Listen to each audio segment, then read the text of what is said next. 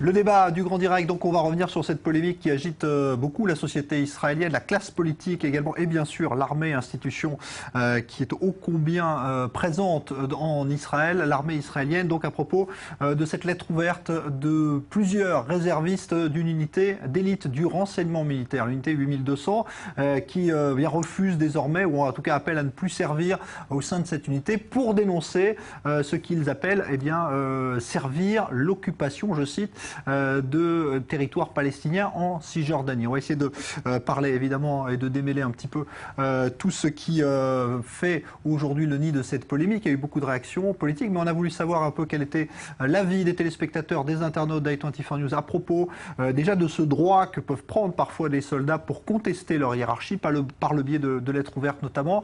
Est-ce légitime ou pas selon vous? C'est la question que l'on a posée et on va voir avec vous, Leslie Rezoug, les réponses. Bonsoir. Oui, bonsoir Jean-Charles. Alors qu'une quarantaine de réservistes d'une unité d'élite de l'armée israélienne a refusé de réendosser l'uniforme parce qu'ils dénoncent ce qu'ils considèrent comme de mauvais traitements vis-à-vis de la population palestinienne, voici la question que nous avons posée aujourd'hui à nos internautes. Les soldats doivent-ils exprimer publiquement leur désaccord avec l'armée? Alors regardons tout de suite les résultats de notre sondage. Comme vous le voyez, la réponse est plutôt unanime, 14% de oui, 83% de non et 3% sans opinion. Vous le voyez donc Jean-Charles, c'est le non qui l'emporte assez largement ce soir. Une grande majorité des votants estiment que les soldats doivent avant tout garder le silence dans le cadre de leurs fonctions.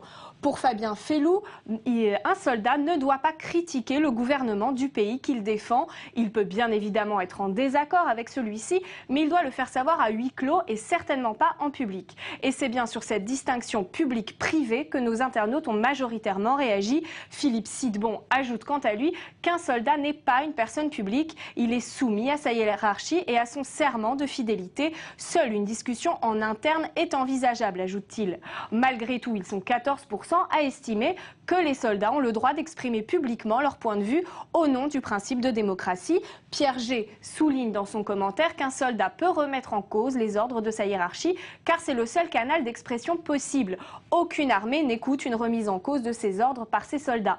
Enfin, selon Annabelle Rutz, l'armée israélienne a montré par le passé qu'elle pouvait instituer un espace de dialogue interne. Cela devrait également pouvoir être le cas en public pour faire avancer le fonctionnement de cette armée. Voilà donc Jean-Charles pour les avis particulièrement tranchés de nos internautes ce soir. Je vous laisse à présent en débattre avec vos invités et je rappelle aux téléspectateurs qu'ils sont toujours invités à participer à notre débat sur Facebook et sur Twitter et à voter sur notre page internet www.i24news.tv. Merci Leslie Rezoug. Alors effectivement, on va en parler avec vous. Bonsoir Daniel Haïk, analyste donc sur i24 News. Bonsoir Gilbert Finkel, vous êtes membre du parti de gauche Meretz en Israël. Gauche sioniste. Gauche sioniste, bienvenue à vous. Effectivement, c'est bien de le dire parce que on a vu tant à gauche qu'à droite aujourd'hui, on va parler d'abord de la forme, après on va s'intéresser au fond, mais tant à gauche qu'à droite aujourd'hui, des leaders politiques ont dénoncé finalement cette initiative. Qu'est-ce qu'il faut en penser, Gilbert Finkel, pour vous? C'était pas bien que des soldats fassent de telles choses? D'abord, l'armée, c'est une vache sacrée chez nous. Donc, dès qu'on y touche, ça fait énormément de bruit. Il n'y a que 43 personnes. Moi, je pense que, de toute façon, le consensus à l'armée a été brisé en 1982, pendant la première guerre du Liban. Je veux dire, c'est pas un phénomène nouveau. Il faut aussi regarder ça avec ce qui s'est passé. En 1982, un officier, Eli Geva, a refusé d'entrer à Beyrouth avec son unité. Bon. Il a été exclu de l'armée. Ça m'a aussi rappelé, et c'est ça que je voudrais dire, en fait, en 2002, c'est-à-dire en mars 2002, en pleine deuxième intifada, avec tous les attentats suicides, toute cette violence, il y a eu une lettre, un mouvement qui s'est créé, qui s'appelait The Courage to Refuse, le courage de refuser, aussi d'officiers de réserve, qui ont déclaré qu'en tant que sionistes qui servaient leur pays, ils refusaient de servir dans les territoires occupés. Pourquoi? Tout ça, c'était pour secouer l'apathie politique du gouvernement. Donc moi, je vois un peu un parallèle là. Comme il n'y a rien qui se passe, il y a des gens que la situation dérange, ce sont des réservistes aussi. Ce ne sont pas des soldats actifs. Je crois qu'il faut le dire, ça. C'est-à-dire qu'il faut une période pendant un certain temps, bon, effectivement, à Gaza, il y a eu beaucoup de réservistes qui se sont battus. Donc, ils jouent un rôle important, mais ce n'est pas pendant leurs 3 ans de service militaire obligatoire. Et donc, effectivement, ça dérange, mais je pense que ça veut dire quelque chose. La question, c'est ça exprime une frustration. Je ne pense pas que ce soit effectivement une très bonne idée de faire ça publiquement. Peut-être qu'ils auraient pu le faire de façon différente, pas en passant d'abord par les médias. Alors d'abord, par rapport à la question qui a été posée, effectivement, il faut faire la distinction entre les soldats du contingent, ceux qui font leur service militaire, et les réservistes. Les réservistes sont des Israéliens, des civils à part entière, qui font leur service militaire, et dans le cas précis, ils devaient servir 1 mois ou 1 mois et demi par an dans le cadre de cette unité, l'unité 8200, une unité prestigieuse, qui est une unité des services de renseignement. Et là, c'est un point nouveau, parce qu'il faut préciser que dans la société israélienne, il y a eu à de multiples reprises, en particulier effectivement après la guerre des 6 jours, des lettres ouvertes.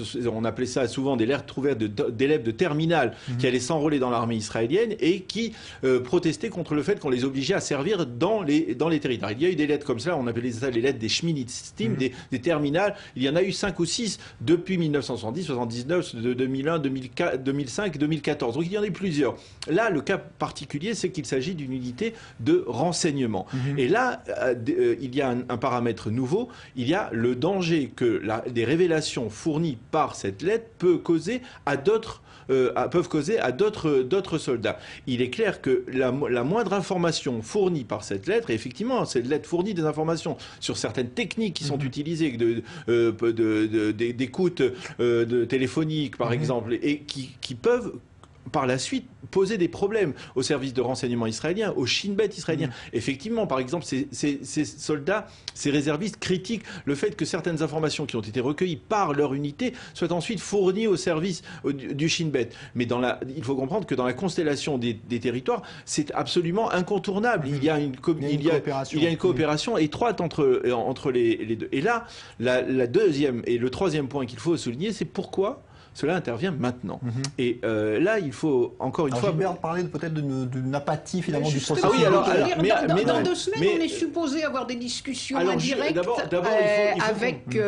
avec le Hamas. Oui, mais avant de parler du Hamas, il faut comprendre, on vient de sortir de guerre, on vient de sortir d'un conflit. Même si les réservistes ont affirmé que cette démarche avait été entreprise avant le début du conflit, elle intervient maintenant dans un contexte extrêmement délicat. À quelques jours de l'ouverture des travaux de la commission d'enquête de l'ONU, du fameux Conseil des droits de l'homme de l'ONU, de ce professeur Chabas, qui doit vérifier en fait s'il y a eu des violations des droits de l'homme dans Gaza par l'armée israélienne. Et là, on voit que finalement, 43 réservistes, et il faut préciser que ce sont des officiers subalternes, c'est-à-dire que ce ne sont pas des officiers de très haut rang, viennent et disent effectivement l'armée israélienne est une armée d'occupation qui utilise des techniques qui ne sont pas conformes à la démocratie, et cela risque de considérablement affaiblir l'État d'Israël et Tsahal face à la lutte que l'armée israélienne risque de devoir mener devant les instances de l'ONU. Et là, on est permis de s'interroger qui orchestre cela. Parce que comment 43 soldats se retrouvent, ce sont des unités qui sont extrêmement compartimentées, comment 43 soldats réservistes se retrouvent pour signer la même pétition. Et là, il faut mettre le doigt sur un homme qui s'appelle Michael Sfard, qui est un avocat, qui est un activiste de l'extrême gauche la plus radicale, qui a brandi l'étendard de la défense des droits des Palestiniens, qui se fait un devoir de défendre quasiment systématiquement tous les Palestiniens et les organisations, les ONG qui protègent les Palestiniens. C'est un homme donc qui a un agenda clairement politique. Et là, je reviens sur un sujet dont on a parlé la semaine dernière. Il y a eu la semaine dernière 2 rapports qui ont été publiés sur les injustices sociales entre les implantations juives et la périphérie, par exemple, en Israël. Et aujourd'hui, il y a cette lettre qui est publiée. Est-ce qu'il y a une main qui dirige, alors je suis pas dans la conspiration, mais est-ce qu'il y a une main qui dirige précisément après le conflit, alors qu'on est dans une situation politique incertaine, est-ce qu'il y a des gens, peut-être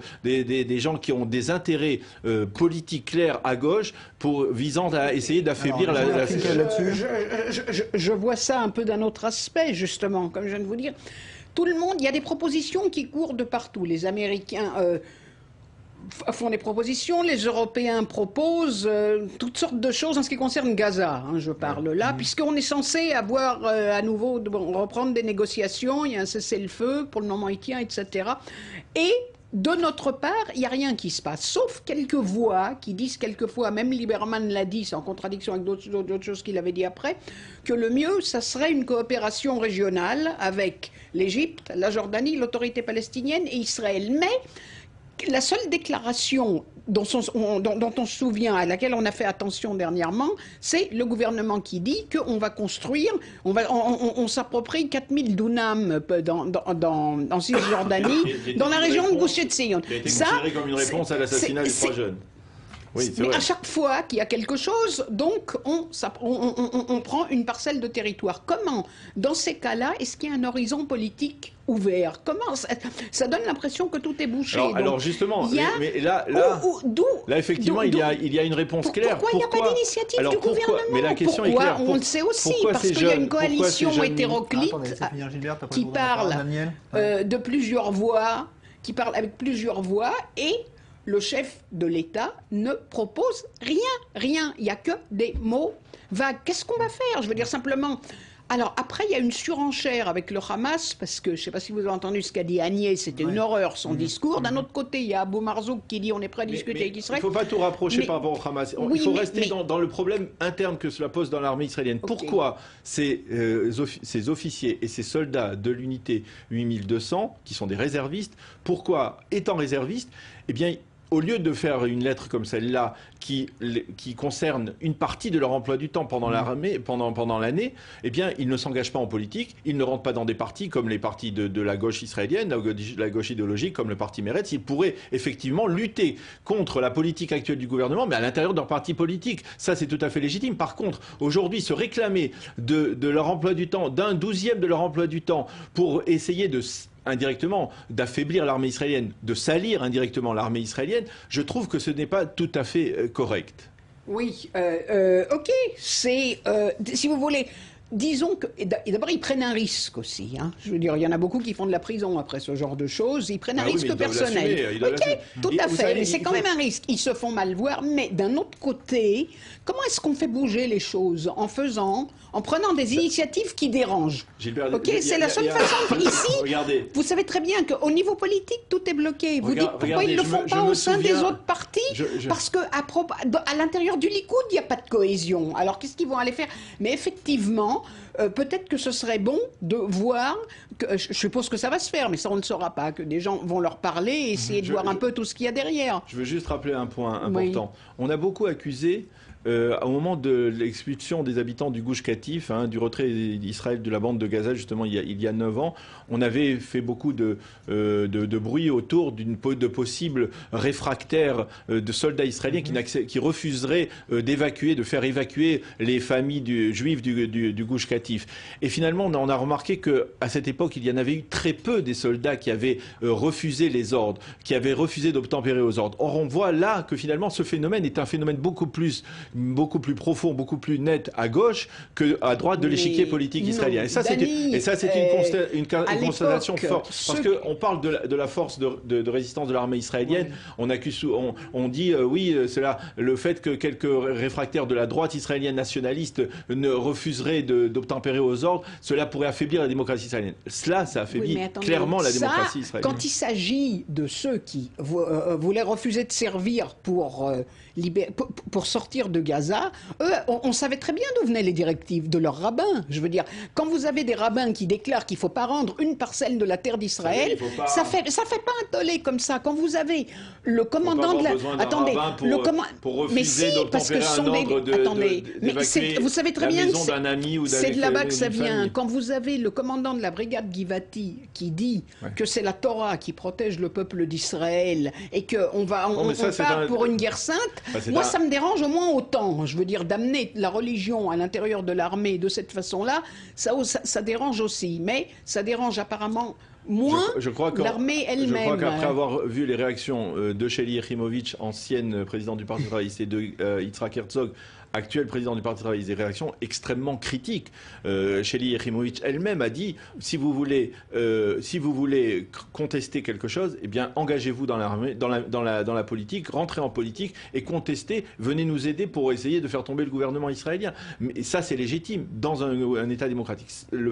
Cette démarche, elle n'est pas innocente, elle me semble pas innocente. Et elle est problématique, mais à mon avis, elle cache une grande frustration. Et il faut préciser qu'il y a quand même 200 soldats de la même unité qui ont écrit une lettre aujourd'hui en exprimant leur... C'est sûr que c'est une minorité, mais alors d'un autre côté, s'il n'y en a que 43, pourquoi est-ce qu'on fait tellement de bruit autour de ça? Je veux dire, une solution, ça serait de ne pas leur donner tellement d'importance et de ne pas en parler toute la journée. Bon, il y a eu cette phrase de Benjamin Netanyahou tout à l'heure, nous avons l'armée la plus éthique au monde. Vous êtes d'accord ou pas? Il parle de ça, évidemment.